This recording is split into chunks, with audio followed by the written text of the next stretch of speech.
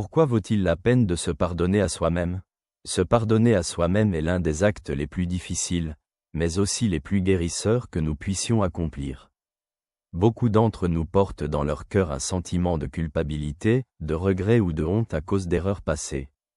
La Bible et la psychologie montrent cependant que le pardon de soi est indispensable pour éprouver la paix, des relations saines et une relation plus profonde avec Dieu. Dans l'Épître aux Romains, Paul écrit « Il n'y a donc maintenant aucune condamnation pour ceux qui sont en Christ Jésus » Épître aux Romains, chapitre 8, verset 1. Ces paroles rappellent que le pardon de Dieu est parfait et total. Si Dieu nous a pardonnés, nous devons également apprendre à nous pardonner à nous-mêmes. Jésus, sur la croix, a pris sur lui nos péchés afin que nous puissions être libres. Il a été livré pour nos péchés et ressuscité des morts pour notre justification. Épître aux Romains, chapitre 4, verset 25. Se pardonner signifie accepter cette vérité et reconnaître que notre valeur ne dépend pas de nos erreurs, mais de l'amour de Dieu. La psychologie confirme que le manque de pardon de soi peut conduire à un sentiment de culpabilité chronique, une faible estime de soi et des problèmes émotionnels. En revanche, l'acte de se pardonner apporte du soulagement, renforce l'estime de soi et aide à construire des relations plus saines avec les autres. Comment se pardonner en pratique? Premièrement, admettez vos erreurs devant vous-même et Dieu. Dans la première épître de Jean, nous lisons « Si nous confessons nos péchés, Dieu est fidèle et juste pour nous pardonner nos péchés et nous purifier de toute iniquité. » Première épître de Jean, chapitre 1, verset 9. Reconnaître ses erreurs est la première étape vers la guérison.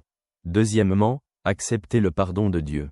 Dans le livre d'Isaïe, Dieu dit « Quand bien même vos péchés seraient comme le cramoisi, ils deviendront blancs comme la neige. » Livre d'Isaïe, chapitre 1, verset 18.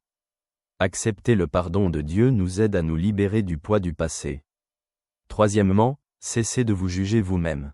Jésus dit « Ne jugez pas, afin que vous ne soyez pas jugés. » Évangile selon Matthieu, chapitre 7, verset 1. Un jugement sévère envers soi-même peut nous éloigner de la paix que Dieu souhaite nous donner. Quatrièmement, apprenez de vos erreurs.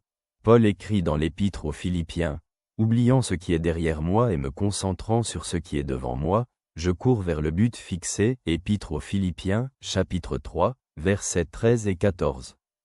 Les erreurs font partie de notre cheminement, mais elles ne doivent pas nous définir, elles peuvent devenir une leçon qui nous conduit à grandir.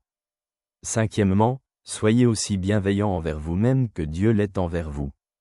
Jésus a enseigné « Tu aimeras ton prochain comme toi-même » Évangile selon Matthieu, chapitre 22, verset 39. L'amour de soi, basé sur l'amour de Dieu, comprend aussi le pardon. Se pardonner à soi-même est un acte de foi et d'humilité. C'est reconnaître que la grâce de Dieu est plus grande que nos péchés et que son amour est éternel.